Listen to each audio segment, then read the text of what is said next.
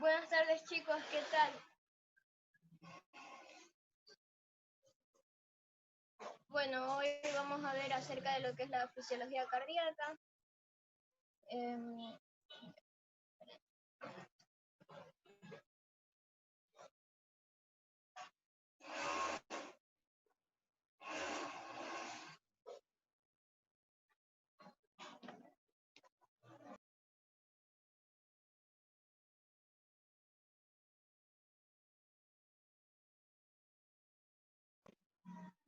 Bien, para hablar de lo que es la fisiología cardíaca vamos a recordar algo de anatomía.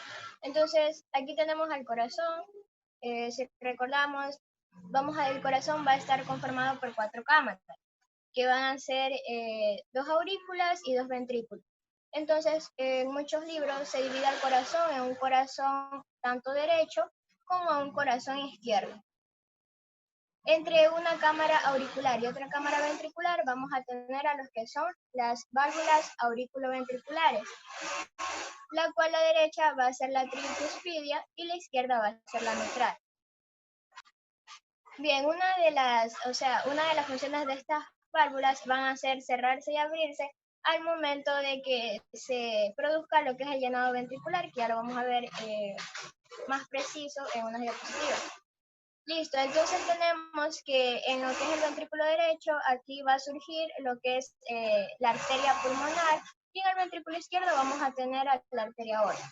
Entonces sabemos que vamos a tener una circulación mayor y una circulación menor, en el cual va a llegar la sangre venosa desde las venas cavas hacia lo que es la aurícula, y esta a su vez va a ir al ventrículo, en este caso el ventrículo derecho, y hacia la arteria pulmonar, dando hacia la circulación pulmonar, la cual ya oxigenada va a regresar por las venas pulmonares hacia la aurícula izquierda, hacia el ventrículo izquierdo, y ahí sí se va a ir a la circulación mayor, que es a través de la arteria aorta. Bien, entendido esto, bueno, sí, si alguien tiene una pregunta, me avisa o lo pueden escribir por Tengo chat. una pregunta. Si tienen... Sí, díganme. La circulación mayor y la circulación menor mencionaban que es, ¿cuál es cuál? O sea, ¿hasta dónde comprende cada una? La circulación mayor y menor, ya, mira. Cuando hablamos nosotros de circulación menor, nosotros estamos refiriendo a este periodo, mira, en el cual esta sangre desoxigenada que está aquí en el ventrículo derecho, va hacia el tronco pulmonar. ¿Y por qué le decimos circulación menor? Porque la circulación es corta. Mira, esta sangre aquí va a ir hacia el tronco pulmonar y me va a ir hacia lo que son la circulación pulmonar, donde tú a lo que respiras se produce la hematosis. Entonces ahí la sangre se oxigena. Entonces, esta circulación va a terminar cuando esta sangre ya oxigenada llega a la aurícula izquierda. Aquí va a terminar esta circulación menor.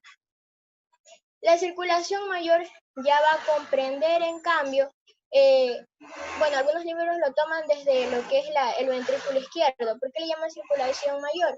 Porque esta sangre que ya está oxigenada va a ir hacia la gran arteria aorta y se va a repartir hacia las grandes arterias, o sea, va a recorrer toda la circulación del cuerpo. Entonces, en algunos libros lo toman como desde el ventrículo izquierdo hasta que la sangre va por la aorta, recorre todo y hasta que regresa nuevamente a la aurícula derecha. Esa es la circulación mayor. Ya, muchas gracias.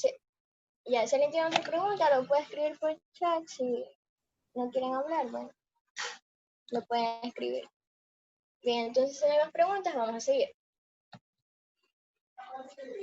Ya, aquí en esta imagen tenemos las válvulas. Bueno, como ya les dije, tenemos aquí la válvula pulmonar, la válvula aórtica, y tenemos, por ejemplo, tanto lo que es la válvula mitral. Vamos a tener que, bueno, yo les dije que la válvula mitral va a tener 2 valvas y la válvula tricuspidia, como su nombre lo dice, 3 valvas. Eso es la diferencia. Ya, ok. Entonces, empezando con la fisiología, vamos a tener 3 tipos de músculos cardíacos. Entonces, tenemos un músculo auricular, un músculo ventricular, y tenemos las fibras musculares especializadas de excitación y de conducción, que van a ser, o sea, aquí vamos a hablar del sistema de conducción del corazón, que es el nódulo sinusal, las todas esas fibras que ya lo vamos a ver.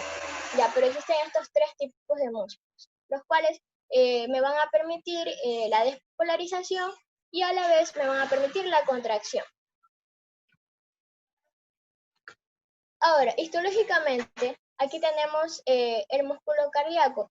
Lo llamamos un sinsitio porque, como pueden observar aquí, esto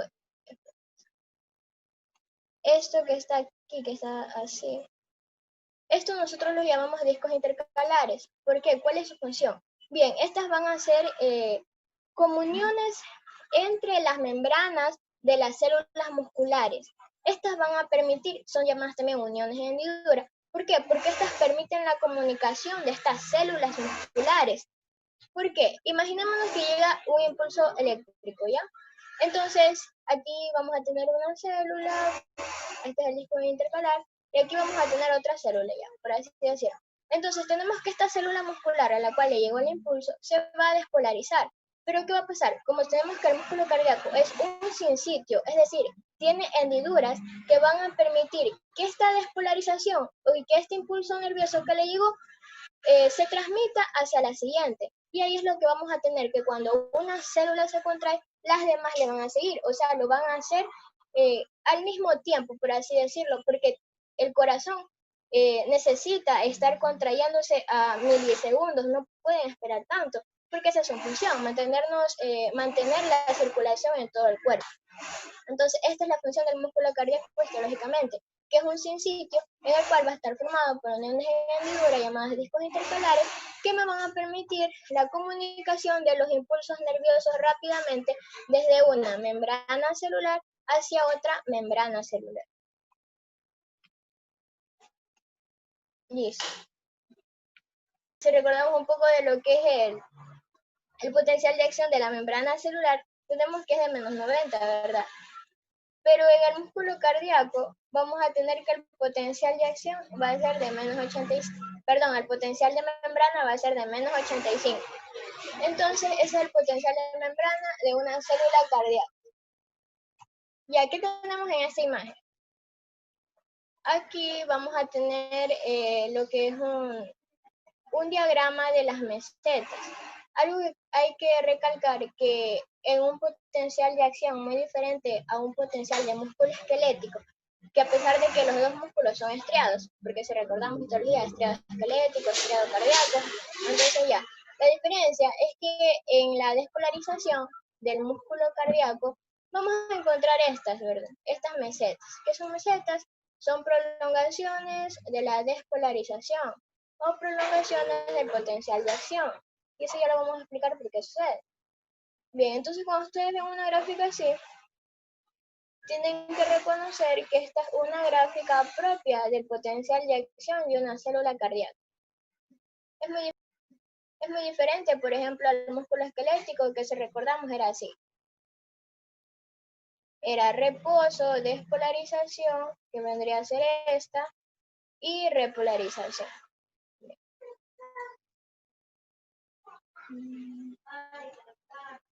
Ya, entonces, tomando lo que es este dibujo que tenemos en el libro de fisiología, vamos a describir 4 fases en el potencial de membrana, porque aquí esta célula muscular va a estar en reposo, esta está en reposo, por eso es potencial de membrana.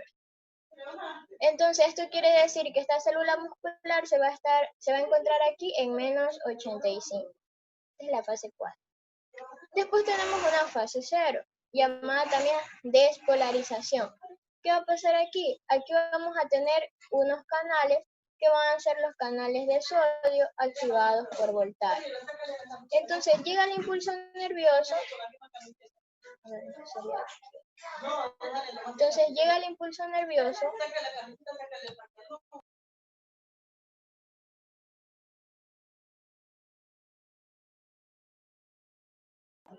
Llega el impulso nervioso y una vez que me alcance lo que es el umbral, que es menos 60, por ejemplo, llega el impulso nervioso, me alcanza el umbral de menos 60, se van a abrir los canales de sodio activados por voltaje. Entonces estos canales de sodio van a hacer que se difundan desde el medio extracelular al medio intracelular iones de sodio, o sea, iones positivos. ¿Y eso qué va a hacer? Me va a despolarizar la célula. Entonces aquí vemos como esta línea que tenemos aquí, toda esta línea que tenemos aquí es la despolarización. Y vemos aquí que el potencial de membrana, que primero era menos 60,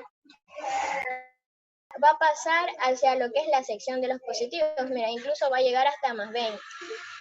Entonces vemos como aquí está subiendo, subiendo, subiendo, está cambiando su potencial de membrana, haciéndose positivo, hasta que llega a una punta, que es más 20.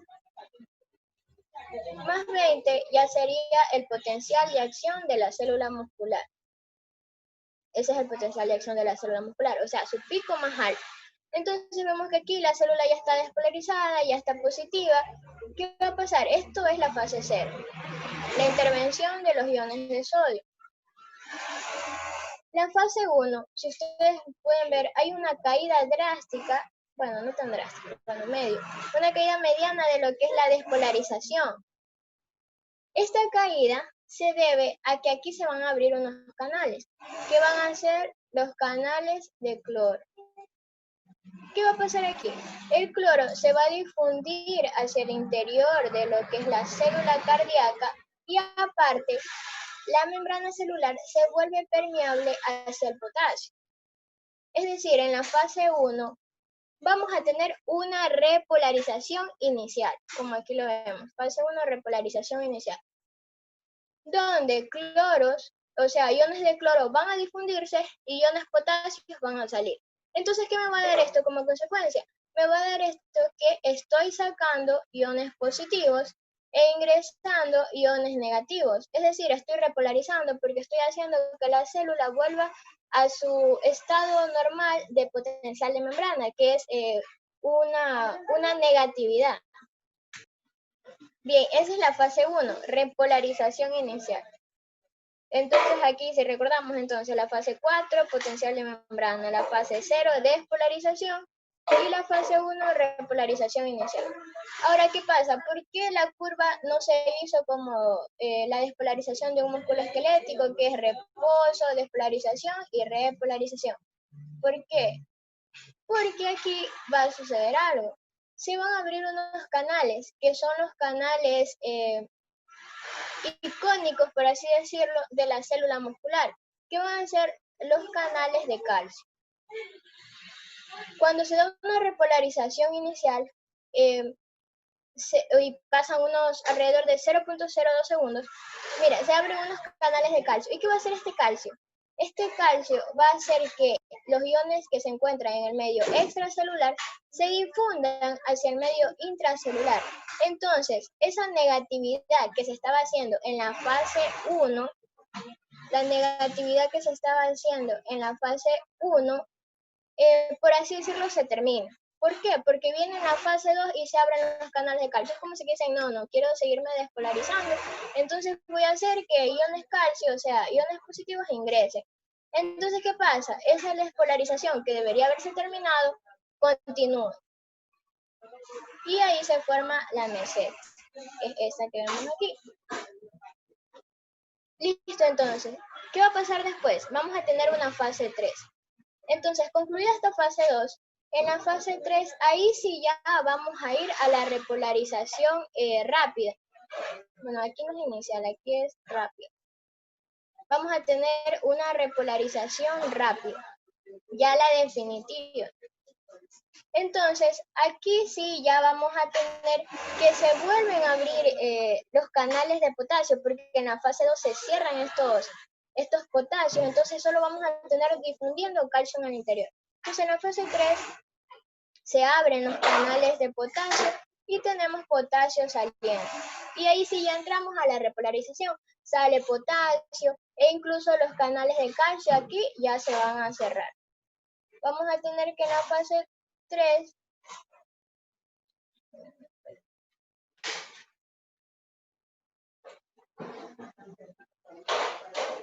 aquí. Entonces tenemos potasio saliendo y tenemos que los canales de calcio se han cerrado.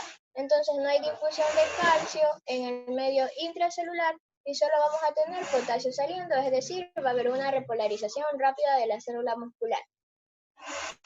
Listo, una vez que se produce esto, vamos a tener que la fase 4 De nuevo volvemos a la fase 4, donde es el potencial de membrana. Entonces ya se repolarizó y vuelve a su potencial de membrana, que sería de menos 85 milivolts.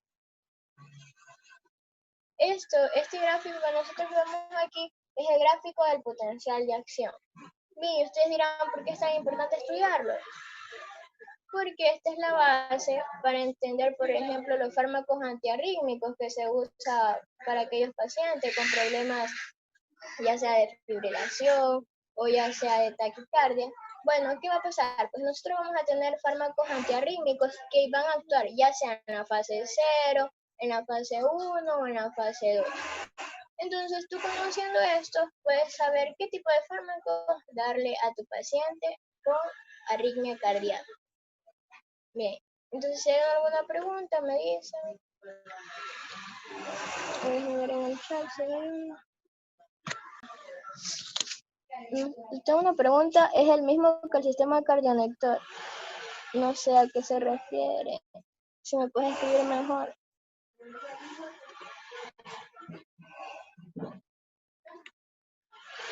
Bueno, entonces aquí ya. Entonces si me pregunta, seguimos. Entonces vamos a tener 4 fases del potencial de acción de la célula muscular. La fase 4, la fase 0, la fase 1, la fase 2 y la fase 3. Empezamos siempre por la fase 0 porque toda célula siempre está en reposo. Entonces ya, siempre se empieza por ahí. Bueno, aquí tenemos un resumen. ¿Qué produce el potencial de acción prolongado de la meseta? Ya lo vimos. Van a ser los canales lentos de calcio-sodio y la disminución de la permeabilidad del potasio. ¿Por qué la disminución de la permeabilidad del potasio? Porque como vimos aquí, el potasio se estaba difundiendo y ya en la fase 2, que es la fase de la meseta, ya esto se terminó. Ya potasio ya no salía, ya potasio dejó de salir. Entonces se disminuyó la permeabilidad y se abrieron los canales de calcio. Entonces, esos son la razón por la que se produce la meseta en la fibra muscular.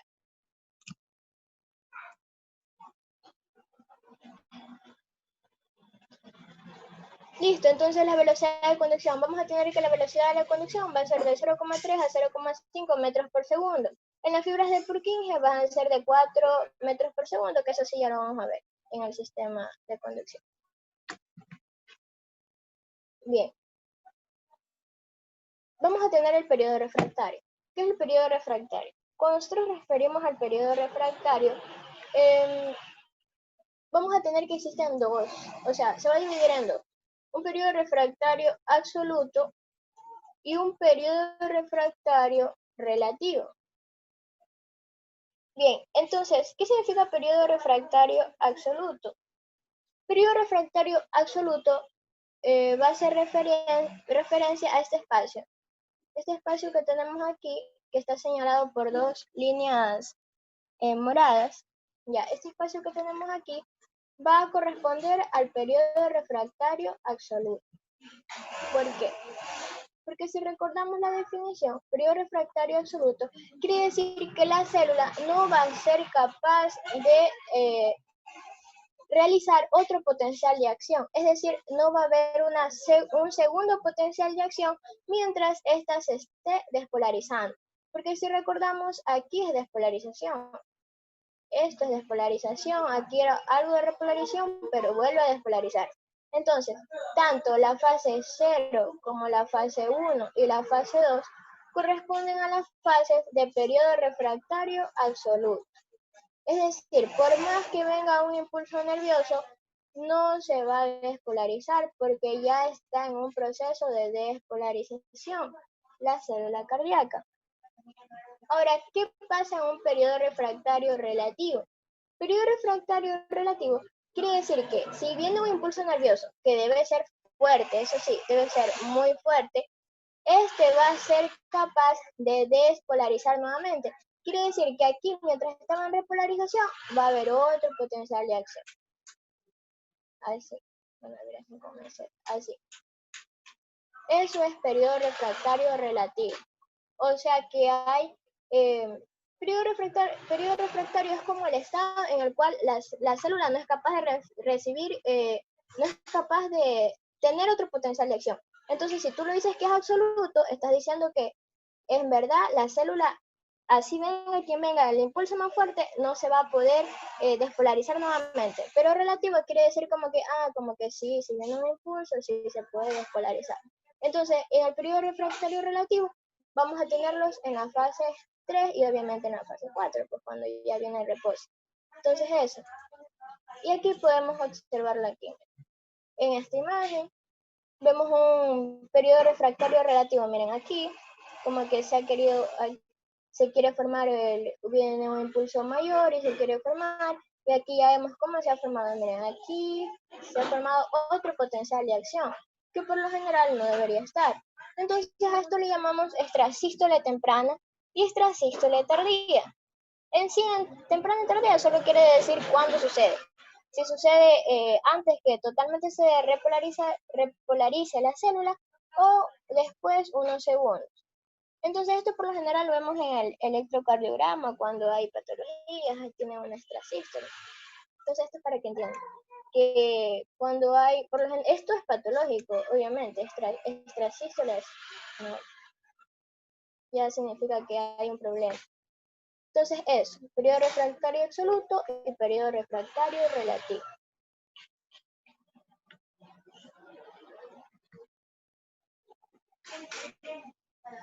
Ahora vamos a ver acoplamiento, excitación y contracción. Ahora veamos detalladamente cómo sucede el potencial de acción dentro de la fibra muscular. Entonces sabemos que la fibra muscular va a tener las miofibrillas del músculo esquelético que van a ser la actina y la miocina. Ya, eso es igual. Lo que no es igual del músculo esquelético es esto, el retículo sarcoplásmico.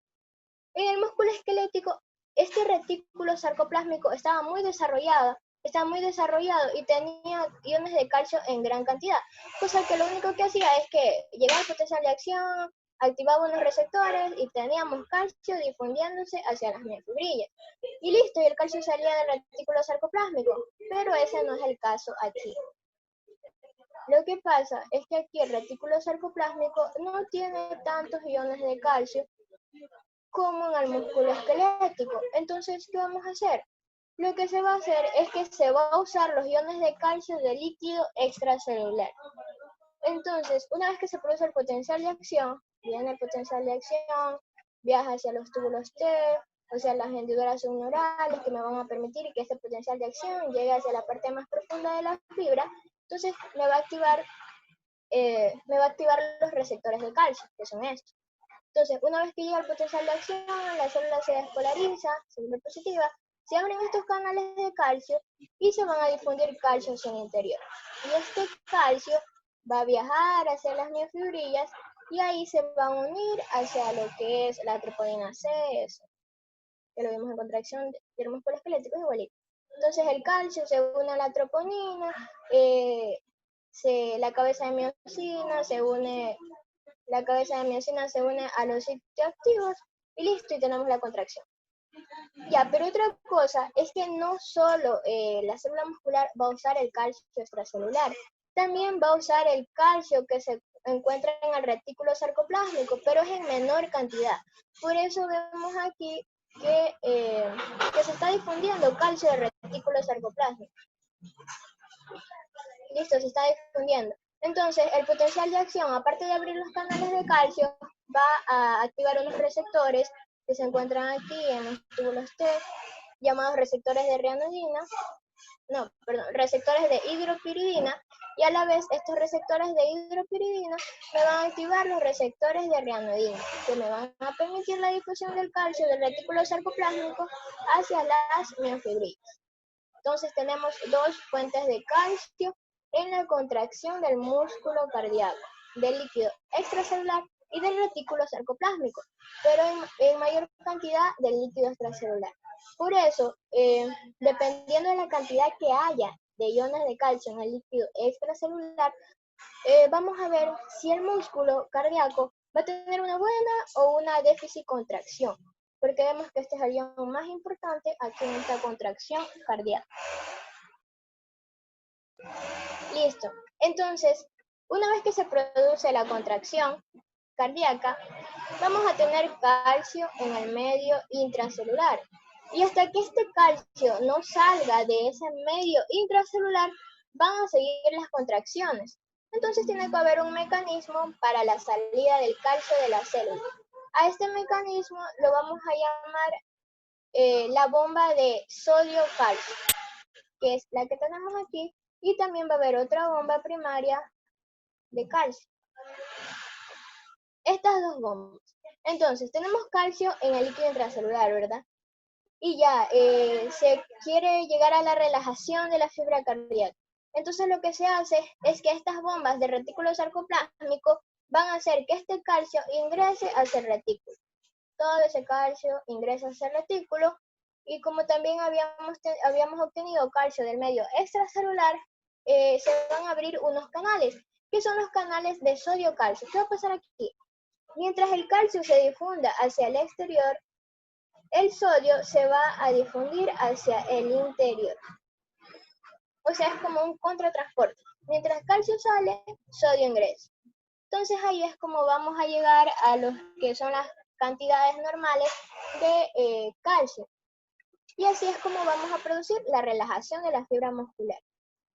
Y ahora ustedes dirán, ay no, pero ya sé que calcio me provoca la relajación, pero entonces voy a tener mucho sodio en el líquido intracelular. Sí, es verdad, vamos a tener muchos iones de sodio en el líquido intracelular, pero ahí ya viene lo que es la bomba sodio-potasio que tenemos aquí. Esta bomba sodio y potasio es la que me va a restaurar los niveles de potencial de membrana. Entonces, ese exceso de sodio que estaba en el líquido intracelular va a salir por la bomba de sodio y potasio y me va a ingresar iones potasio. Saca 3 sodios e ingresa 2 potasios. Entonces ahí me va a restablecer la negatividad y llego al potencial de membrana. Bien. Bueno, entonces ya sabemos que la fibra muscular va a tener las nefibrillas, actina, miosina.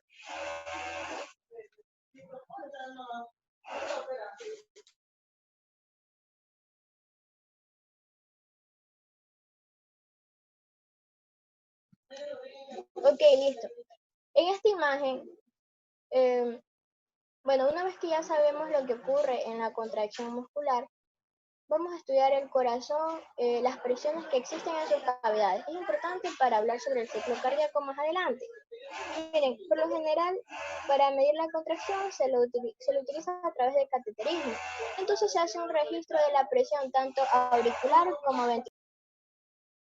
Tenemos el registro de las presiones del ventrículo derecho, de la aurícula derecha.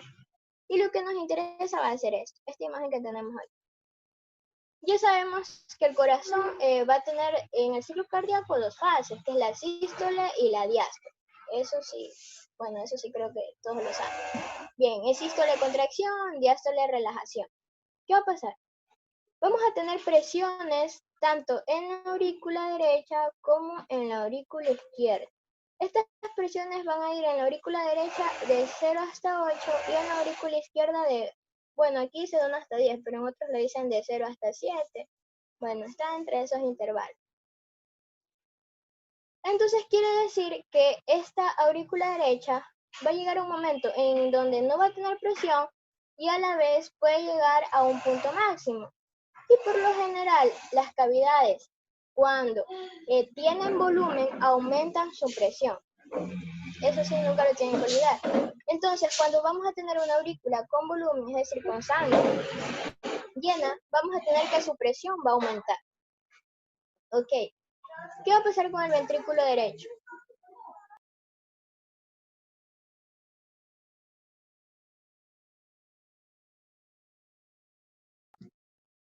En el ventrículo derecho vamos a tener una presión tanto diastólica como sistólica. ¿Qué va a ser la presión diastólica? Por lo general la presión diastólica va a ser la presión que el ventrículo tiene en su relajación. Y la presión sistólica es aquella que la va a tener cuando éste se va a contraer. Ok, entonces por lo general la presión sistólica en el ventrículo derecho, aquí dice que va de 15 hasta 30, sí, en una contracción máxima puede llegar. Pero por lo general su contracción que va a permitir la apertura de las válvulas de la arteria pulmonar va a ser de 8.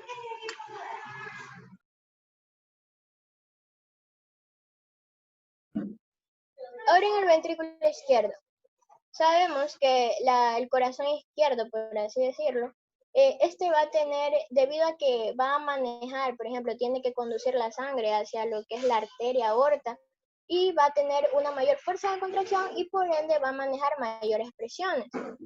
Entonces, también vamos a tener una presión diastólica y una presión sistólica. Por lo general, bueno, aquí está de 100 a 140. Bueno, por lo general se maneja estas presiones, que es de 80 a 120. 80 va a ser la presión, mira, por ejemplo, la presión que el ventrículo izquierdo necesita para abrir la válvula semilunar de la arteria aorta va a ser sobrepasar los 80. Ok, entonces, esta sería en sí su presión sistólica, aunque también puede llegar a un máximo de 120. También aquí, según esta imagen que tenemos aquí, también en la relajación puede llegar a una presión de 3 a 12. Bueno, eso sí ya va a depender. Bueno, y en la aorta tenemos que la presión va a ir de 60 a 90 en la diástole y en la sístole de 100 a 140.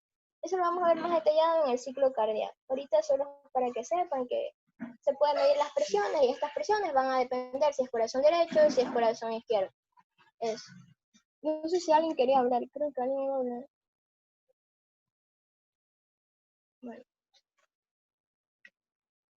Bueno, entonces sí. Si tienen una pregunta, repita, díganme nomás. Prácticamente estamos viendo generalidades ahorita.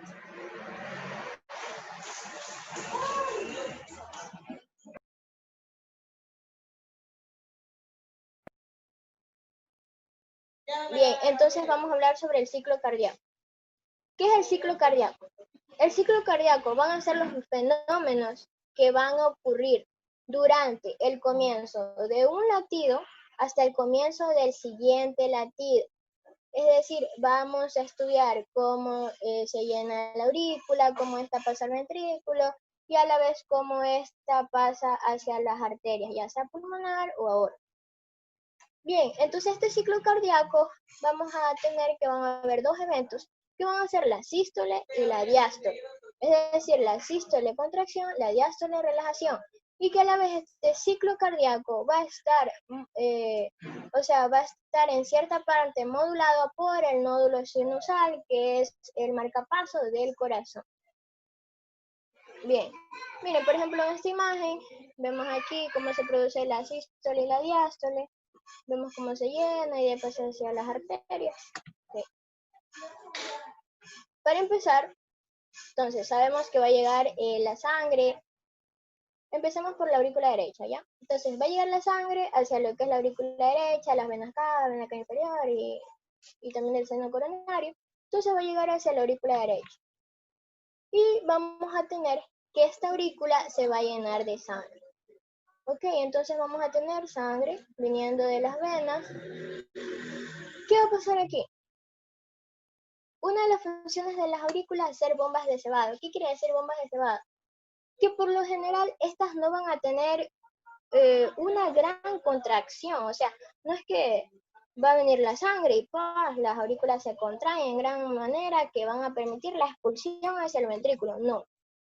Por lo general, estas aurículas, una vez que tienen volumen de sangre en su interior y se abren las válvulas, en este caso la válvula tricúspide, no va a necesitar una contracción, solo la sangre va a pasar así. O sea, por física, o sea, se abre la válvula, la sangre cae hacia el ventrículo. Y ahí vamos a tener que 80% de la sangre que se encuentra en la aurícula va a caer directamente hacia el ventrículo. Pero el 20% de la sangre que llega al ventrículo sí la vamos a obtener de la contracción auricular. Pero esta contracción, mire, incluso una persona puede vivir sin esta contracción. O sea, solo el 20%, por eso se las considera como bombas de cebado. No hacen gran contracción. Y tampoco es que va a haber una contracción así tan grande como la que tiene el ventrículo. Es como que aumenta su presión y hay una leve contracción, entonces la sangre cae hacia el ventrículo, el 20%.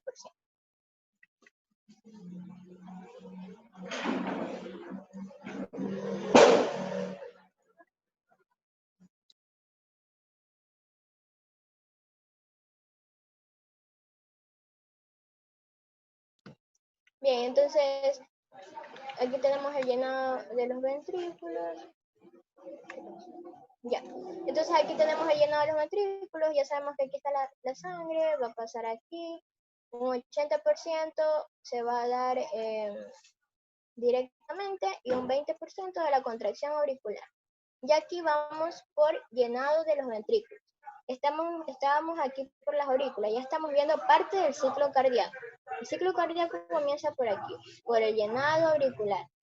Ahora, el llenado ventricular va a ser este, 80% directamente, 20% contracción auricular. Ok, entonces, una vez que se llena el ventrículo, ¿verdad? Aquí ya tenemos sangre, se llena el ventrículo.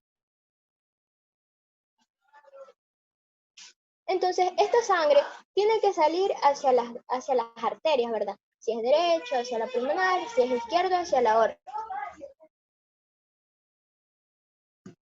Ok, nosotros aquí, una vez que se ha llenado el ventrículo, ya vamos a hablar de de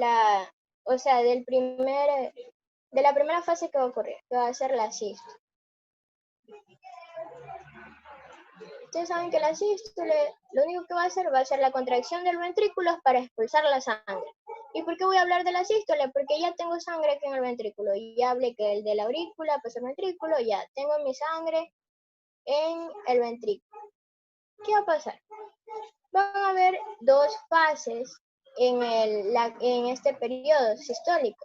¿Qué van a ser? La contracción isovolumétrica y el periodo de eyección. ¿Qué es la contracción isovolumétrica? Bien, va a ser el periodo de contracción ventricular donde no va a existir vaciado. ¿Qué quiere decir esto? Mira, una vez que tenemos aquí sangre, este sería ya sangre oxigenada.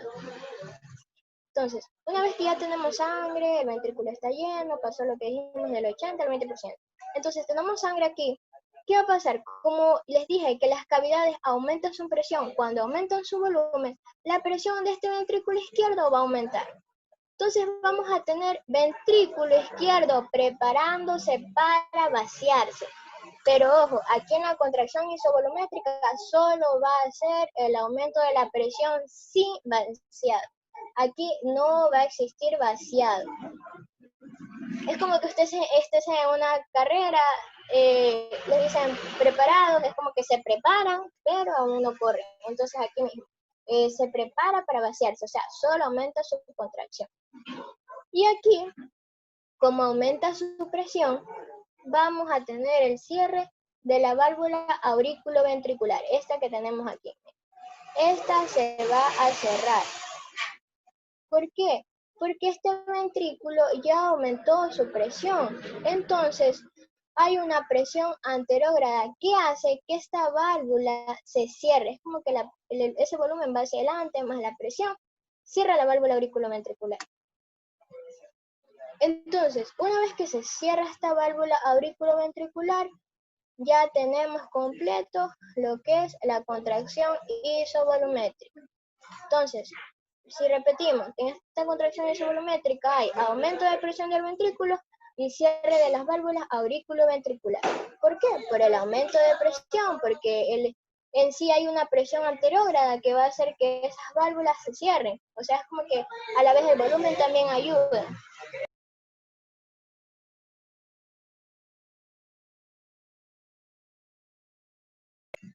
Bien, si alguien tiene una pregunta, me la hace, la escribe, no se preocupe. Ok. Ok, aquí hay una pregunta. ¿La preparación y vaciado es simultánea en ambos ventrículos? O sea, hablando del ciclo cardíaco, primero sabemos que, por ejemplo, ahorita solo le estoy describiendo el corazón izquierdo, pero sabemos que primero va a pasar en la aurícula derecha, en el ventrículo derecho, y de ahí la sangre va a pasar hacia lo que es la aurícula izquierda, ventrículo izquierdo. O sea, sí.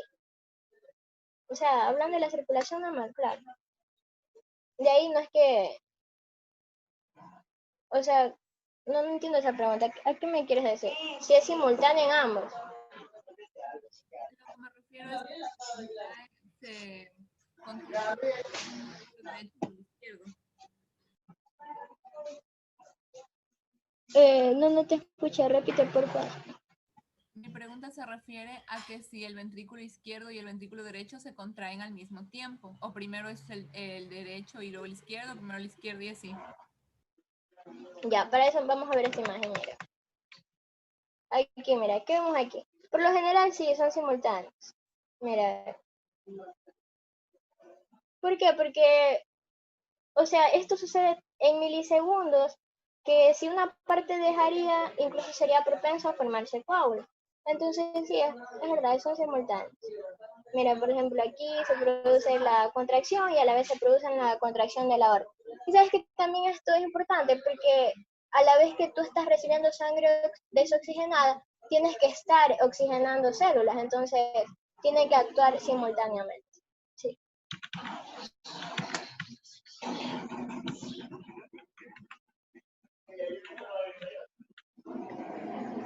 Bueno, ¿alguna otra pregunta?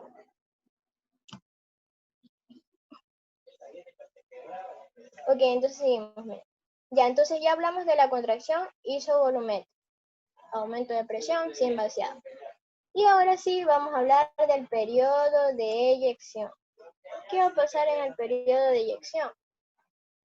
Aquí sí ya va a existir un vaciado ya sea hacia el tronco pulmonar, si es en el caso del derecho, o en la aorta, si es en el caso del izquierdo. Como aquí estamos en el ventrículo izquierdo, va a ser la aorta. ¿Ok? Entonces, en el periodo de eyección va a existir dos tipos, que es el periodo de eyección rápido, en el cual el ventrículo va a expulsar el 70% de su volumen, y un periodo de eyección lenta, en el cual va a expulsar el 30%. ¿Qué va a pasar aquí? Como sabemos que en la contracción isovolumétrica aumentó la presión, ¿verdad? Hay un aumento de presión. Esta misma presión del ventrículo izquierdo va a hacer que se abra la válvula semilunar de la aorta. Entonces esta válvula se va a abrir por la presión que sobrepasó el ventrículo a la aorta. Cuando el ventrículo izquierdo abre la válvula semilunar de la aorta, cuando es mayor a 80 milímetros de mercurio. Cuando este ventrículo alcanza esta presión, podemos decir que abrió ya la válvula. Entonces, una vez que se abre la válvula, se expulsa toda la sangre hacia la aorta. Es decir, todo este volumen de sangre que está aquí va hacia la aorta. Por lo general, se expulsa alrededor de 70 ml, que es el volumen sistólico, que ya lo vamos a ver. Bien, entonces lo que me interesa es que el periodo de eyección es el periodo de vaciado. Periodo rápido, 70%, periodo lento, 30%. Se me abre la válvula aórtica y expulso, o la válvula del tronco pulmonar. Entonces expulso, y una vez que estoy expulsando, ¿qué va a pasar? Como me estoy quedando sin volumen, claro que aquí va a haber una contracción del ventrículo para expulsar esa gran cantidad de sangre hacia una aorta de gran calibre. Tengo que hacer una contracción máxima. Pero ¿qué pasa cuando ya yo estoy contrayendo y todo mi volumen se está yendo? Voy a hacer que la presión del ventrículo caiga.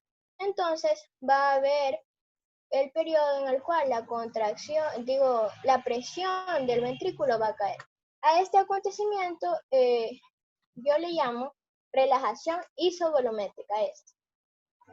Relajación isovolumétrica.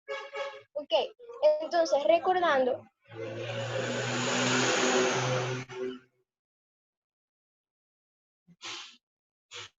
Ok, entonces recordando, periodo de eyección, se me abre la válvula semilunar, expulso todo el volumen y listo.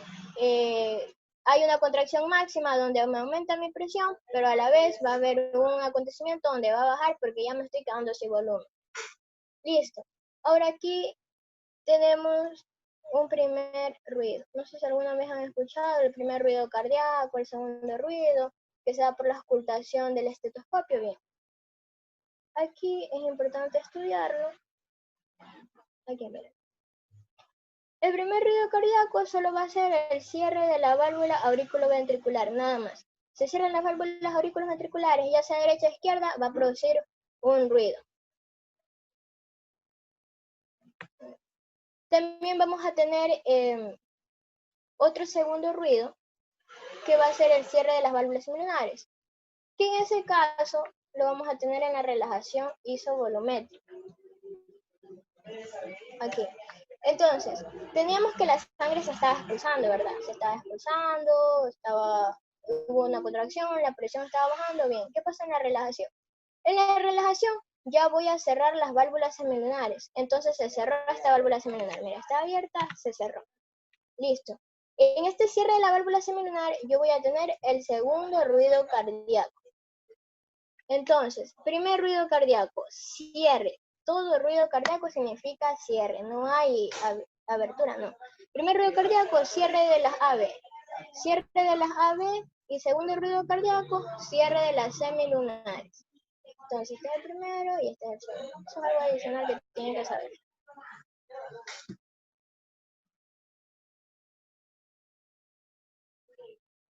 Ok, entonces, ¿qué va a pasar en la relajación isovolumétrica? Como su nombre lo dice, el músculo, el ventrículo izquierdo se va a relajar. Entonces, se va a relajar. Tanto así se relaja que su presión cae. Entonces, una vez que hizo contracción, una vez que ya hizo su trabajo, por así decirlo, va a descansar. Entonces, va a bajar sus presiones, se va a relajar. Y como se relaja tanto que su presión cae, y como ya tenemos a la aorta llena de sangre, obviamente la aorta ahora va a tener una mayor presión. Entonces es como que esa presión retrocede y hace que esta válvula semilunar se me cierre. Entonces ahí vamos a tener una relajación isovolumétrica con dos acontecimientos: cierre de la válvula semilunar y apertura de las válvulas auriculoventriculares. Y ahí es donde vemos que se va a repetir el ciclo cardíaco. Una vez que se abre, viene la sangre de la aurícula hacia el ventrículo, entonces se llena esto, aumenta la presión, se cierra la válvula auriculoventriculares, abre la válvula semilunar, me expulsa la sangre, después se relaja y después me cierra la válvula. O sea, son todas las fases del ciclo cardíaco. Y aquí ya tenemos todo el proceso que se ha dicho. Mira, por aquí hay una contracción. Esto es relajación. Se puede observar cómo aquí ya se relaja, después viene el llenado y se expulsa. Suena un poco complicado, pero con práctica ya. Sí, le doy.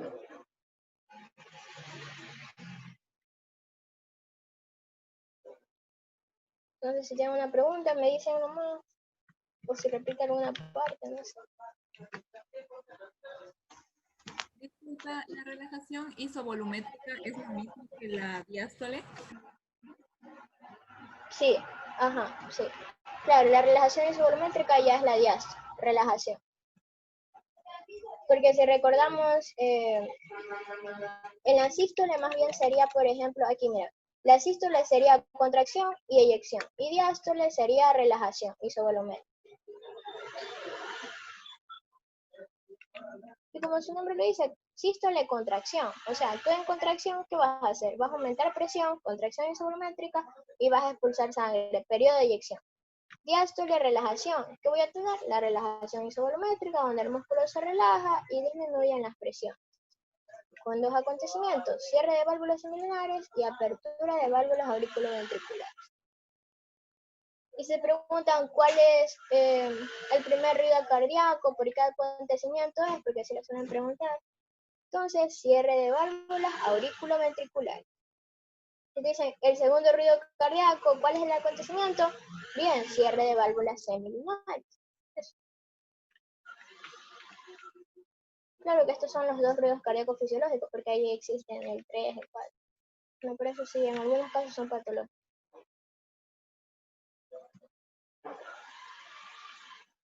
Entonces, si no hay más preguntas, sí. Ok, entonces vamos a tener los volúmenes ventriculares. Vamos a tener tres volúmenes, que van a ser el volumen telediastólico, el volumen sistólico y el volumen telesistólico.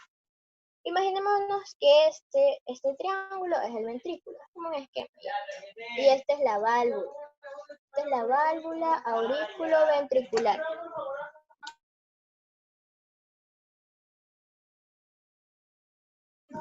Entonces esta es la válvula auriculoventricular y esta va a ser la arteria, en este caso que sea la aorta, ¿ya?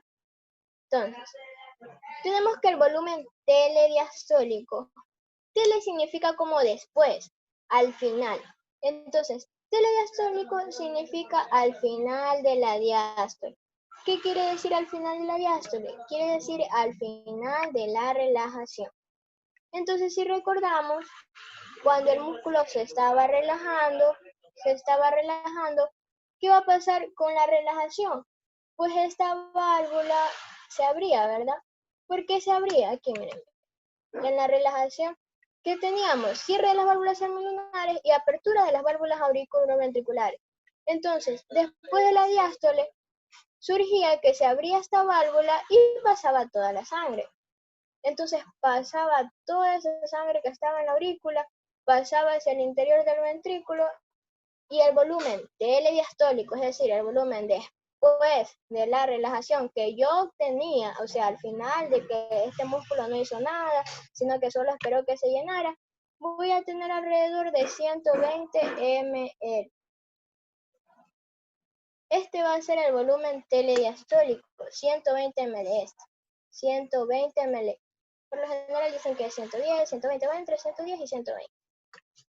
O sea, al final de la diástole. ¿Qué es el volumen sistólico? Bien, el volumen sistólico va a ser el volumen que va a salir del ventrículo durante la contracción. Es decir, va a ser la cantidad de sangre que se va a expulsar desde el ventrículo hacia las arterias, en este caso la aorta. Por lo general, la cantidad de sangre que se expulsa va a ser de 70. 70 ml se va a expulsar del ventrículo hacia las arterias. ¿Qué es el volumen telesistólico? Es el volumen al final de la sístole. ¿Qué era la sístole? Contracción. Entonces, es el volumen que me va a quedar en el ventrículo cuando yo ya he expulsado la sangre. ¿Cuánto es la cantidad que va a quedar en el ventrículo? Va a ser de 50. Esa es la cantidad que me expulsa, no se expulsa todo, no se expulsa los 120, solo se expulsa 70 y queda 50 en el ventrículo. Entonces, estos son los tres volúmenes. Volumen telediastólico, volumen sistólico y volumen telesistólico. Es decir, el volumen telediastólico es como toda la sangre que llega al ventrículo de las aurículas, así. Entonces, siempre va a ser de 110 a 120. ¿Y por qué es importante estudiarlo? Porque a través de esto nosotros podemos conocer la función de lo que es la bomba cardíaca.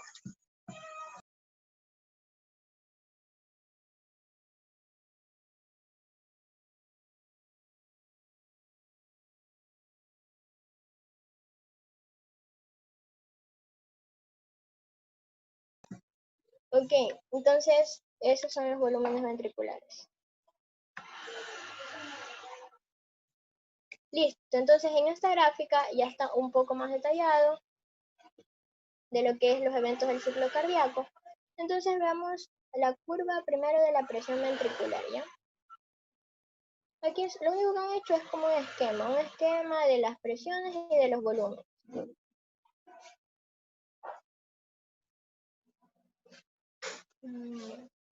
Ya, miren, esta línea que es roja, toda esta línea roja me está hablando de la presión ventricular, esa es la que vamos a ver primero, ¿ya? Entonces, ¿qué me está diciendo aquí? Cierre de válvula auriculoventricular. Entonces, una vez que se cierra la válvula auriculoventricular, si recuerdan, ya vamos a tener que el ventrículo izquierdo, en este caso, el ventrículo izquierdo ya va a tener un volumen, ¿ok? Entonces, tenemos que aquí se cerró la válvula auriculoventricular, ya existe un volumen en el ventrículo, porque recuerden, se cierra la válvula, quiere decir que el ventrículo ya está lleno porque aumentó la presión e hizo cerrar la válvula auriculoventricular. Entonces, se cerró esta válvula, ¿qué va a pasar? Va a pasar la contracción isovolumétrica, que es la que tenemos aquí. Es todo esto, miren. Todo esto es la contracción isovolumétrica. Y como yo les dije, aquí en la contracción no va a haber vaciado, pero sí va a haber aumento de presión. ¿Cómo pueden ver cómo aumenta la presión? Aquí, miren.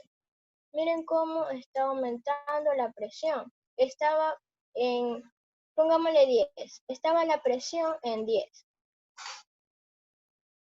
Entonces, estaba la presión en 10 y miren cómo aumenta hasta 80. ¿Por qué? Porque ya el ventrículo estaba lleno y empezó su contracción. O sea, empezó su sístole hasta que la presión aumentó tanto que se abrió la válvula aórtica. Entonces, una vez que se abrió la válvula aórtica, ahí sí el músculo vino todo y su contracción máxima. Tanto así que llegó a una presión de 120. Aquí es la presión, 120. ¿Qué va a pasar? Aquí ya vamos a tener el periodo de eyección. Como yo les dije, se contrajo, tuvo una presión máxima, pero a la vez como se está vaciando, va a caer su presión ventricular. Entonces aquí llegamos al segundo acontecimiento, que es el tercer acontecimiento, que es relajación isovolumétrica, donde el ventrículo ya vaciado se relaja y empieza a caer su presión. Y vemos que como bajó tanto su presión, se vuelven a abrir las válvulas auriculoventriculares. Bien, entonces una vez que se abren las válvulas auriculoventriculares, ya vamos a tener al periodo de diástole, porque tenemos que aquí solo el ventrículo va a estar esperando que le llegue sangre hacia su cavidad. Entonces aquí ya tenemos una diástole. Esta diástole la dividen en tres partes. Esta diástole, la primera, va a ser aquella que va a pasar apenas se abra la válvula auriculoventricular, y la segunda dice que es aquella que se encuentra, que viene por ejemplo de las venas pulmonares, y la tercera ya es la contracción. Entonces aquí esta onda que hace, la onda A, que se hace aquí en la presión ventricular, se refiere a la contracción auricular, o sea, a la contracción que la aurícula hace. Entonces, esa contracción que la aurícula hace va a hacer en cierta manera que la presión ventricular aumente un poco. Entonces, por eso se hace una onda, como que hay un aumento de presión. Listo, entonces aumenta un poquito la presión, se produjo la contracción auricular y vemos que aquí empieza nuevamente otro ciclo cardíaco. Entonces, el ciclo cardíaco vendría de aquí hasta aquí. Es decir, vamos a tener una sístole con contracción isovolumétrica con periodo de eyección y una diástole con relajación isovolumétrica. Entonces aquí vemos que nuevamente se va a cerrar la válvula auriculoventricular porque ya se produjo la contracción auricular que me da el 20% de volumen al ventrículo. Entonces se cierra la válvula y empieza la contracción ventricular. Aumenta la presión, se abre la válvula aórtica y está el periodo de eyección en el cual el vaciado. Después otra vez se relaja el ventrículo y llego otra vez a presiones bajas ventriculares. Y así, este es el ciclo cardíaco. Este es referente a las presiones que suceden ventriculares, porque también tenemos las presiones auriculares, que son estas, que sería lo de negro, eso, todo eso. Discontinuas de negro, ya, ok. Entonces aquí mismo van a ver. Ustedes ven cómo aquí las presiones auriculares están pequeñas. ¿Por qué? Porque ya les dije que las aurículas alrededor es de 0 a 8.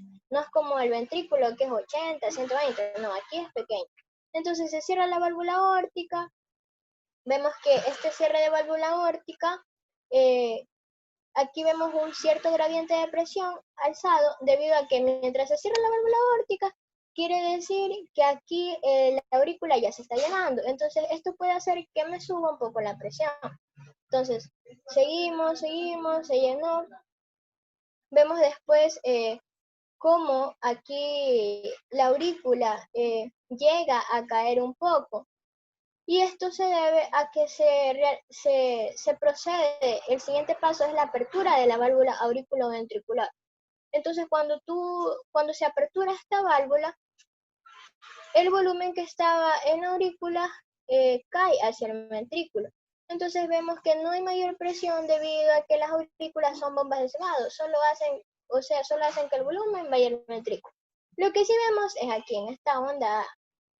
Esta onda hay un leve aumento de presión cuando se produce la contracción auricular. Entonces se contrae la aurícula, aumenta un poquito la presión. ¿Qué va a pasar aquí? Aquí tenemos otra onda C que se produce cuando ya hay un cierre de la válvula auriculoventricular. Quiere decir que ese cierre de la válvula auriculoventricular puede hacer como que la sangre haga regurgitación hacia la aurícula. Entonces eso me va a aumentar levemente la presión. Y a la vez tengo otra onda B, que quiere decir que cuando ya el ventrículo, por ejemplo, está cayendo en relajación, puede ser que esta relajación, porque a la vez que se está relajando, la aurícula se está llenando, este llenado también puede hacer que aumente un poco la presión. Pero en sí no es la gran cosa. Bien, entonces en la presión aórtica, en cambio, ya vamos a ver que esta presión aórtica empieza desde 80, miren, empieza desde 80, o sea, quiere decir que la aorta siempre va a manejar grandes presiones. Una vez que se abre la válvula aórtica, vemos que tiene una presión de 80.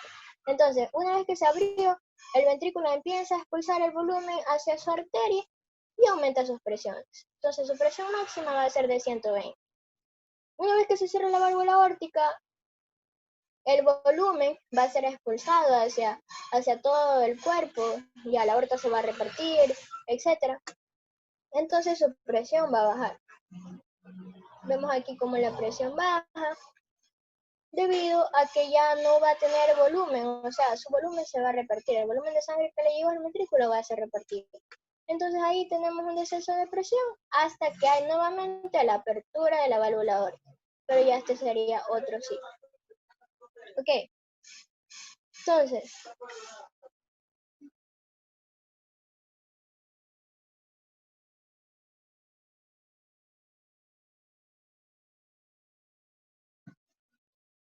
Entonces, lo que más resalto aquí es esto. Electrocardiograma. Bien. Algo que tienen que ver aquí es esto. Esta punta que tenemos aquí, que corresponde a la onda R, porque esta es P, tenemos ondas P, ondas Q, onda R, onda S y onda T.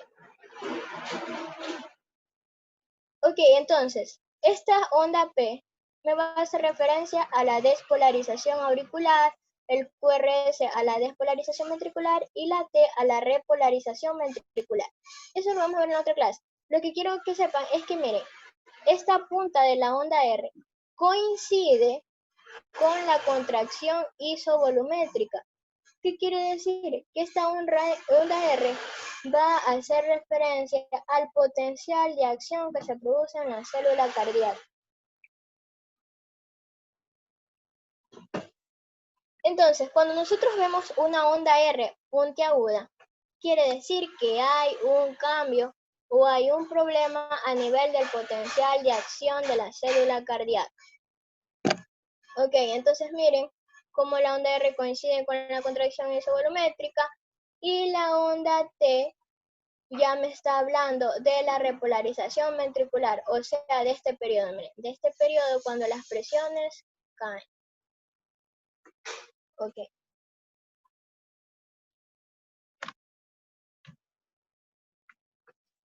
Listo, entonces aquí ya tenemos un diagrama de lo que es el ciclo cardíaco. Bien, entonces tenemos aquí, ya lo han repartido con 4 fases. Fase 1, periodo de llenado. Entonces aquí tenemos a la válvula mitral. 50 ml es lo que queda después de una contracción. Entonces, la válvula mitral se abre. ¿Qué va a pasar con la válvula mitral? Pues vamos a tener...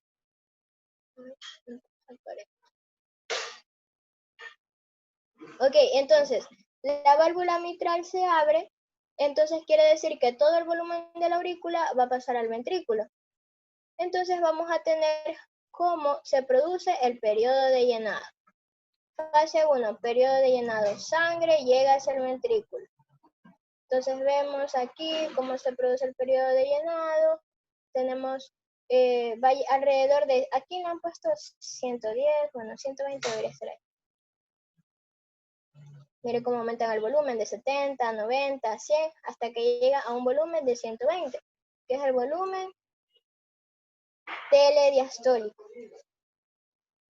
Ok, entonces, una vez que se llenó el ventrículo, se abre la válvula, la válvula mitral se cierra. Entonces se cierra debido al aumento de presión. Entonces, una vez que esta válvula se cierra, se produce la contracción isovolumétrica. ¿Qué quiere decir? Que el ventrículo aumenta su presión, tanto así, aumenta su presión, pero no hay eyección. Entonces, solo aumenta su presión, miren cómo aumenta su presión, llegan a 70. Listo, entonces aumenta su presión, la presión sobrepasa la presión de la válvula aórtica, entonces se abre la válvula aórtica. Y tenemos la tercera fase, periodo de eyección. Entonces se expulsa toda la sangre hacia la arteria, del ventrículo hacia la arteria, y tenemos cómo llega a un máximo de presión de 120. Pero como ya se está vaciando, vemos cómo disminuye la presión. Ok, entonces tenemos que ya la válvula aórtica se va a cerrar debido a que el ventrículo baja su presión. Entonces se cierra la válvula aórtica y vemos cómo las presiones caen. Vemos cómo está de 100, 80, 60, 40 hasta 20. Debido a que ya tenemos en esta fase la relajación isovolumétrica. ¿Qué va a pasar aquí? Vemos cómo aquí la presión cae, sin embargo no cambia el volumen, porque el volumen se mantiene constante. Porque si recuerdan, este volumen de 50 ml era el volumen que quedaba después de una inyección. Entonces aquí se produjo la inyección, es decir, se expulsó aquí 70 ml. ¿Qué va a pasar? Entonces, una vez que se expulsó, se cerró la válvula aórtica, lo único que hace el ventrículo es relajarse. Se relaja y no hay cambio de volumen. Entonces ahí es que volvemos de nuevo al principio. El ventrículo queda con 50 ml. Entonces ahí se repite el ciclo cardíaco, periodo de llenado, contracción, periodo de eyección y relajación. Están las 4 fases.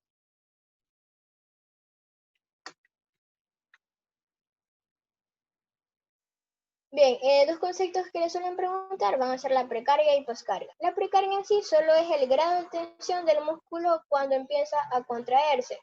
Es decir, va a ser la tensión que va a tener el ventrículo cuando éste se está preparando para contraerse. O sea, en la contracción isovolumétrica, ¿se recuerdan? Es esa preparación, ese aumento de presión. Entonces, esa va a ser la precarga. La poscarga, en cambio, va a ser la carga contra la cual el ventrículo se tiene que chocar. Miren, por ejemplo, tenemos al ventrículo, este es el ventrículo, vamos a tener una arteria. La poscarga va a ser esa tensión que le va a hacer la arteria al ventrículo, la cual el ventrículo tiene que pasarla. En algunos le dicen la presión, bueno, también sí. Es la presión en el cual el ventrículo tiene que pasar. ¿Para qué? Para inyectar volumen. Incluso esta poscarga se ve alterada cuando hay una hipertensión. Miren, una hipertensión, la tensión de las arterias es mayor y por ende el ventrículo tiene que hacer un mayor trabajo, tiene que hacer un mayor esfuerzo. ¿Para qué? Para sobrepasar esta tensión y abrir la válvula, para así eyectar el volumen de sangre. O cuando también tenemos aterosclerosis, rigidez de la arteria, las poscargas pueden aumentar.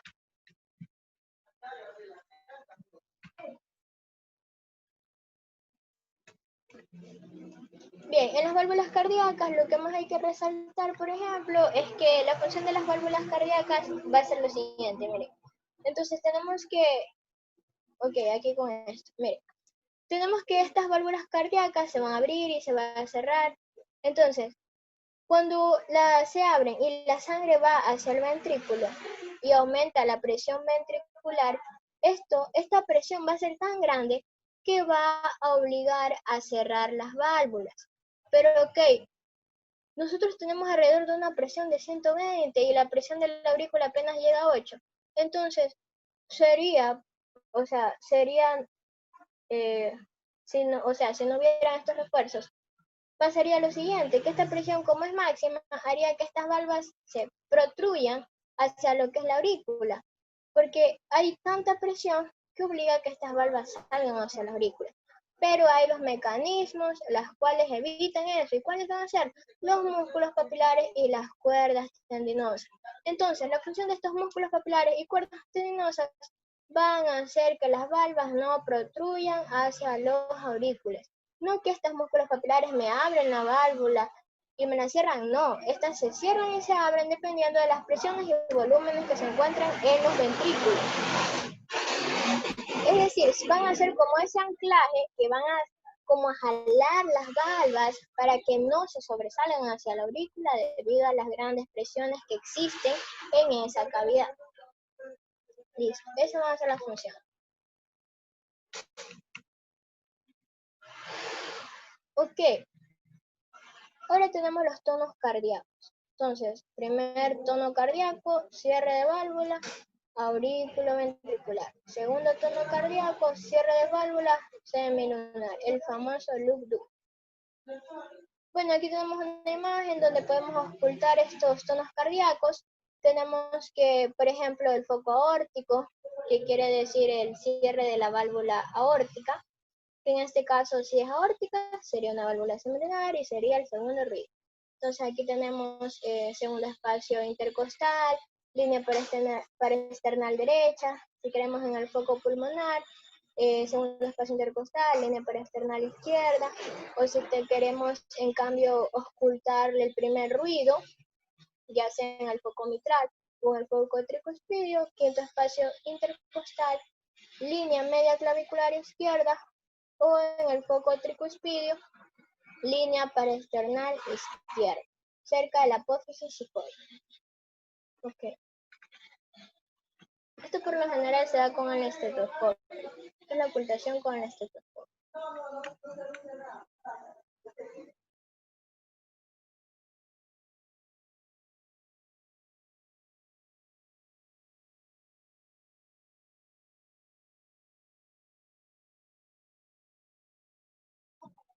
Bien, aquí tenemos un video de todo lo que hemos hablado. La circulación, cómo llega, cómo se va hacia las arterias.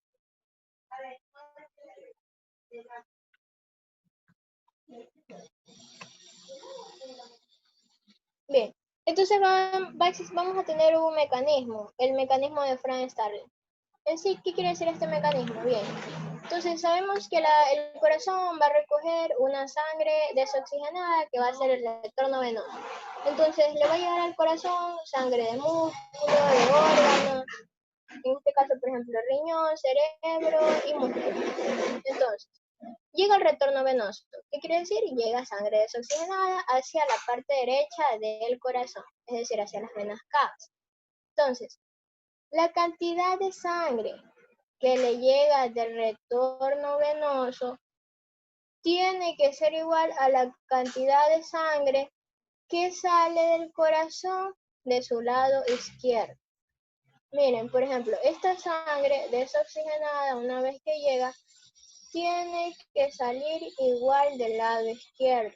Es decir, si le llega al corazón 5 litros por minuto, la parte del corazón izquierdo tiene que ser capaz y tiene que ser óptimo de inyectar la misma cantidad, o sea, por minuto. Si hablamos que le llega 120 ml en un llenado ventricular en la parte derecha del corazón, este corazón tiene que estar apto para inyectar la misma cantidad que le llega hacia lo que es la aorta. ¿Qué me dice el mecanismo de Frank Starling? Me dice que yo voy a tener una regulación en el cual, si por ejemplo del retorno venoso me llega más cantidad de lo normal, es decir, no me llega a 120, me llega a 150 ml, ¿qué va a pasar? Que yo voy a ser capaz de inyectar la misma cantidad que me llega con el siguiente procedimiento. ¿Qué va a hacer el corazón? Lo único que va a hacer el corazón es distenderse. Miren este corazón cómo se distiende. ¿Y por qué se ha distendido? Porque le llegó una mayor cantidad de sangre. Entonces, va a existir una distensión y como hay mayor distensión, lo único que va a hacer el corazón es aumentar su fuerza de contracción. Entonces, para inyectar la misma cantidad que le llega, por ejemplo, 150, lo único que va a hacer el corazón es aumentar la fuerza de contracción para expulsar lo mismo del retorno venoso. Ese es el mecanismo Frank-Starr. Quiere decir que el corazón se va a adaptar a los volúmenes sanguíneos. Bien, como aquí tenemos en esta imagen, por ejemplo, este sería un llenado normal y este sería ya un poco fuera de lo normal, pero fisiológico. ¿Y cuál es la explicación de esto? ¿Por qué si el corazón se llena de más, aumenta su fuerza de contracción? Bien, va a ser porque las miofibrillas, tanto la miocina y la actina, debido a que hay mayor volumen, como que se distienden y van a permitir que éstas se encuentren más cercanas. Entonces, una vez que se distienden, como que estas se reduce la distancia que existe entre ellas y va a haber una mayor contracción. Entonces, por eso es que la fuerza de contracción no aumenta en el corazón, dentro de los límites fisiológicos. Hay otra situación en la cual el corazón se dilata demasiado en una insuficiencia cardíaca. Entonces, tenemos que aquí el corazón va a estar dilatado. No va a ser como fisiológicamente le llega a grandes volúmenes, aumenta su área, por así decirlo, pero igual va a ser capaz de contraerse fuertemente para expulsar todo. ¿Qué pasa si este corazón se dilata demasiado ya? Entonces va a suceder todo lo contrario. Este corazón no va a ser capaz de expulsar toda la cantidad necesaria debido a que está dilatado y debido a que sus miofibrillas se han separado. Entonces ahí es cuando tenemos una hipertrofia del ventrículo en el cual el ventrículo es demasiado dilatado y pierde su fuerza de contracción. Por eso el mecanismo Frank-Starr es dentro de los límites fisiológicos. Me llega mayor volumen, aumento mi fuerza de contracción para expulsar lo que me ha llegado. Pero si este volumen ya es fuera de lo normal, ya es demasiado, 200, o a la vez tengo una insuficiencia que me dilató el ventrículo, ya el corazón no va a ser capaz de adaptarse y por ende va a perder su fuerza de contracción.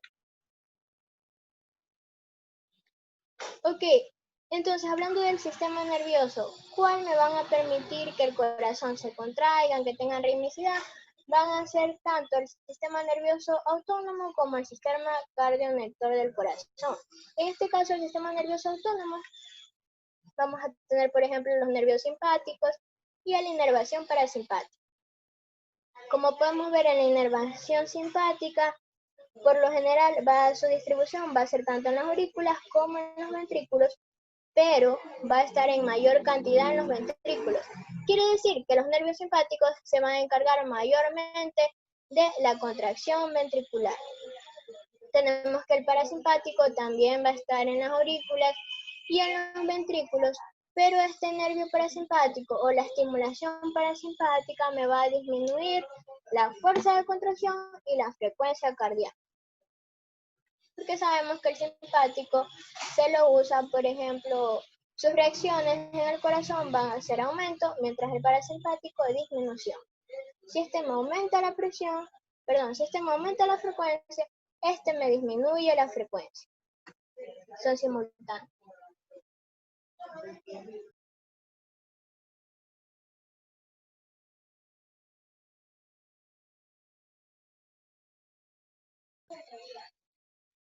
Ok, entonces vemos aquí el sistema nervioso simpático.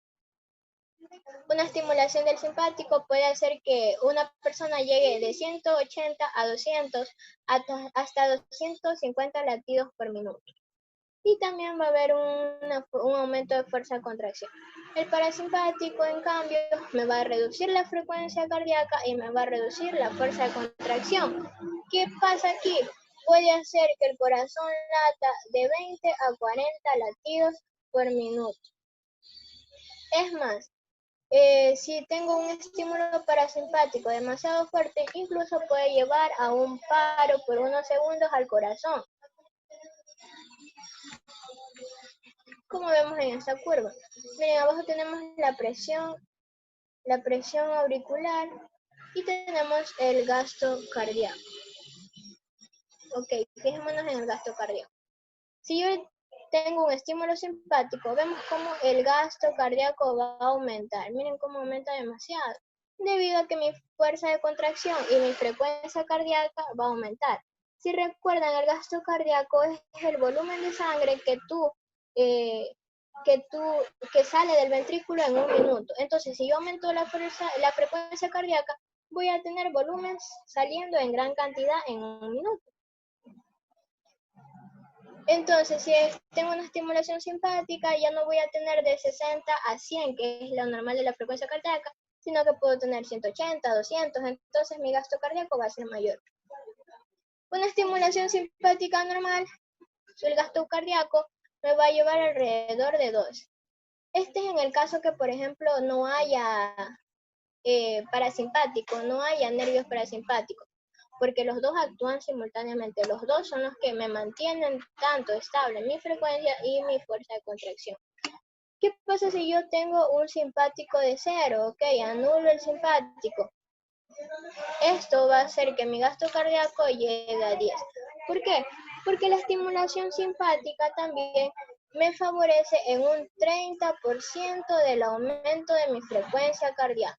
Es decir, que si yo lo anulo, solo va a hacer que mi frecuencia caiga en un 30%. Tampoco es que va a bajar tanto que puede llegar a un paro, no. El simpático solo lo que me hace es aumentar un 30%. Ok, entonces, si yo doy una estimulación parasimpática a un corazón, voy a tener un gasto cardíaco alrededor de 5 o de 7, por así decirlo. ¿Por qué no hay tanto? ¿Por qué? Porque la estimulación parasimpática lo único que me va a hacer es frenar la frecuencia cardíaca. O sea, me frena en cierta medida. Y además aquí no he dado una estimulación parasimpática máxima. He dado una estimulación parasimpática normal, no tanto en exceso. Entonces vemos como el simpático me aumenta el gasto cardíaco, en cambio el parasimpático me disminuye el gasto cardíaco. Los iones potasio y calcio, ¿cómo actúan en el corazón? Bien, entonces una vez que estudiamos el potencial de acción, sabemos que el calcio es el ion importante para lo que es la contracción cardíaca. Ok, entonces si yo tengo exceso de calcio, voy a tener una contracción espástica. Quiere decir que el corazón va a estar contrayéndose, entonces voy a caer en una espasticidad.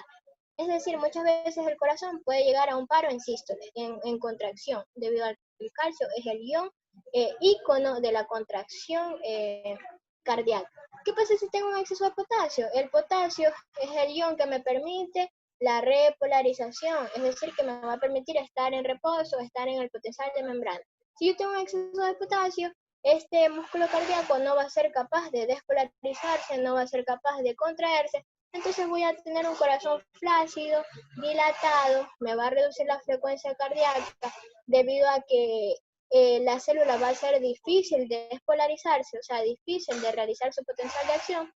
Va a haber un bloqueo del sistema cardionector y va a haber una alteración del ritmo. Claro, pues si no se me despolariza la célula cardíaca, no voy a tener contracciones, entonces mi ritmo va a disminuir, se va a volver flácido y voy a tener un corazón que no está actuando normalmente como una bomba. La temperatura. Cuando tenemos una persona taquicárdica, por lo general, esta persona está febril. No en todos los casos, claro, eso es excepción. ¿Qué va a pasar? La fiebre va a ser, por ejemplo, aquí tenemos la célula cardíaca. El aumento de temperatura va a hacer que la membrana se vuelva permeable. Entonces, como esta membrana se vuelve permeable, los iones positivos del líquido extracelular pueden difundirse mayormente hacia el líquido intracelular por las leyes de atracción, debido a que el interior de la célula es negativo y positivo y negativo se atraen. Entonces estos iones positivos van a ser atraídos hacia el interior de la célula y es así como esta célula se va a despolarizar continuamente. Es decir, va a contraerse la célula cardíaca mayormente. Por ende, vamos a tener aumento de la frecuencia cardíaca. Taquicardia. Ok, ¿qué pasa si hay una hipertermia? Aquí va a ser todo lo contrario, va a ser una disminución de la frecuencia cardíaca. Más bien, esto se va a deber a que el corazón no va a funcionar en gran manera debido a que si en aumento de temperatura teníamos permeabilidad de la membrana, pues en una disminución va a ser todo lo contrario. La membrana no se va a hacer tan permeable.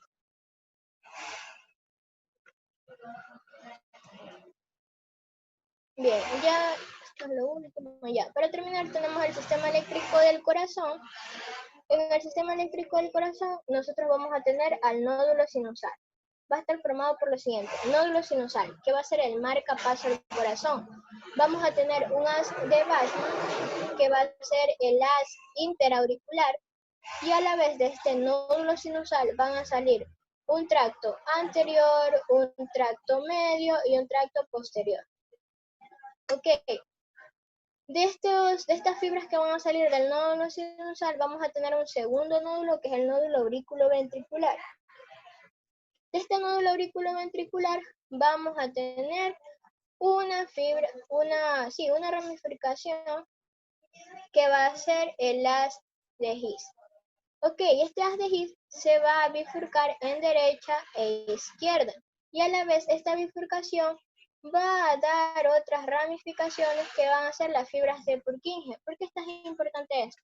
Bien, porque este sistema eléctrico del corazón me permite que el corazón tenga ritmicidad y contracción, aunque yo no tenga el sistema nervioso autónomo. Por eso es que dicen que el corazón tiene automatismo, es capaz de contraerse por sí solo debido a este sistema eléctrico, debido a que este sistema eléctrico es capaz de dar el impulso necesario a la célula muscular y hacer que esta célula muscular se despolarice. Bien, ¿qué va a pasar aquí? ¿Por qué este nódulo sinusal es el primero en dar el impulso nervioso? Bien, porque este va a tener un potencial de membrana de menos 55. ¿Qué quiere decir este potencial de membrana? Lo normal es que sea de menos 90, ¿verdad? Pero no, si es de menos 55, quiere decir que cualquier estímulo que llegue a él va a hacer que este nódulo sinusal se despolarice, es decir, que transmita el impulso nervioso. Es por eso que este es el primero en activarse que el nódulo auriculoventricular. Ok, entonces llega un impulso nervioso al nódulo sinusal, se reparte por las fibras anterior, media y posterior. Hasta que eso pasó, ha transcurrido 0.03 segundos.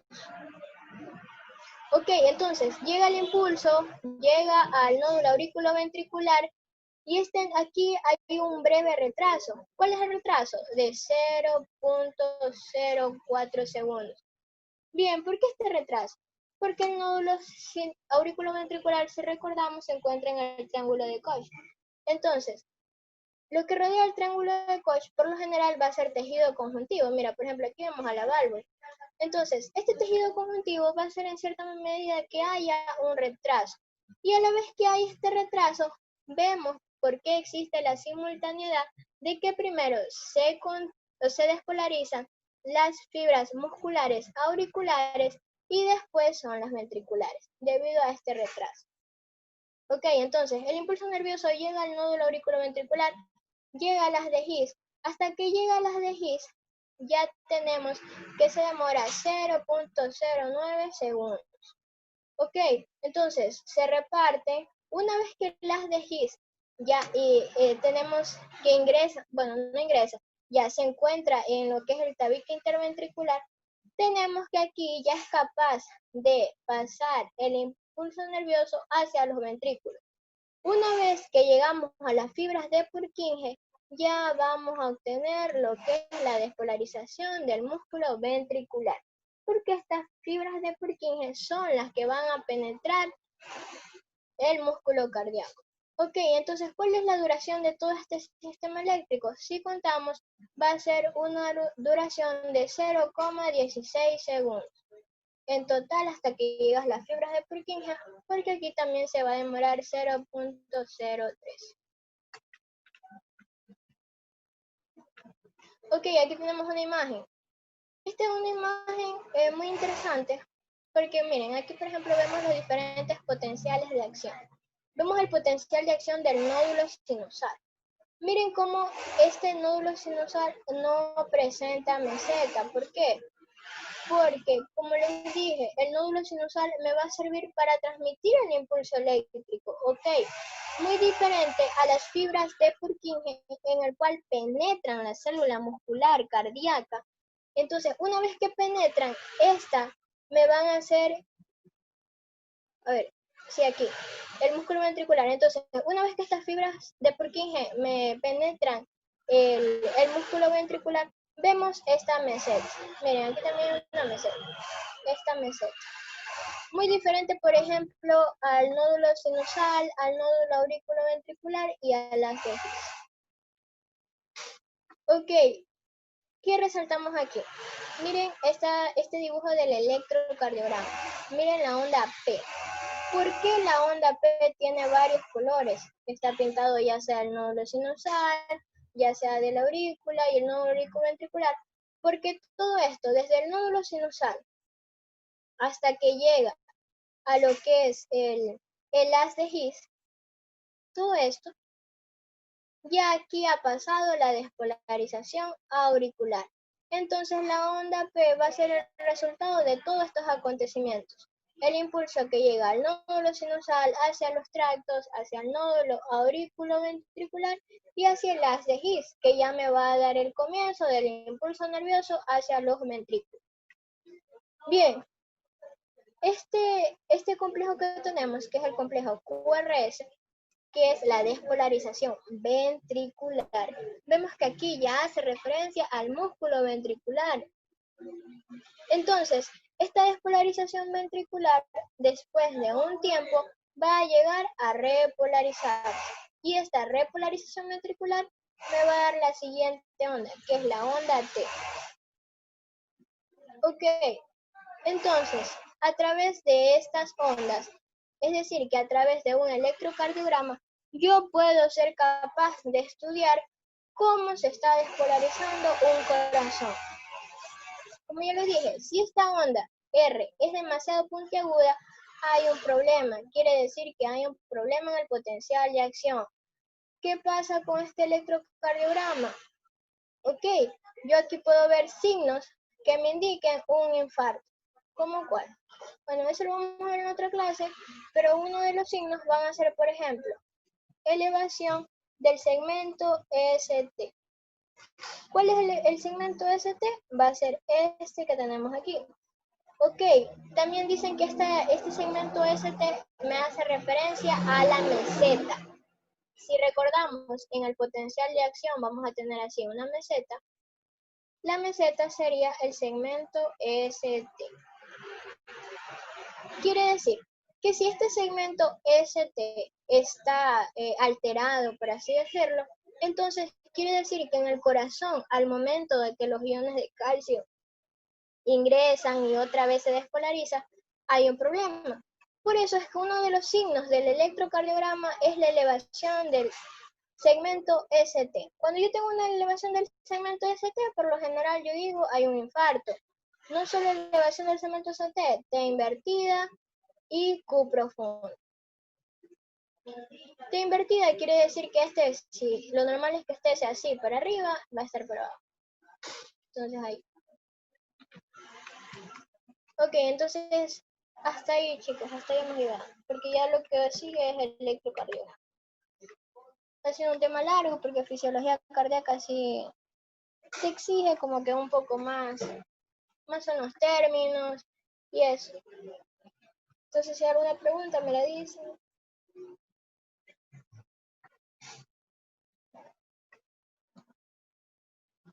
Bueno, creo que no hay preguntas. Entonces, eso, chicos, eso fue todo. Gracias por asistir y la otra clase vemos electrocardiograma.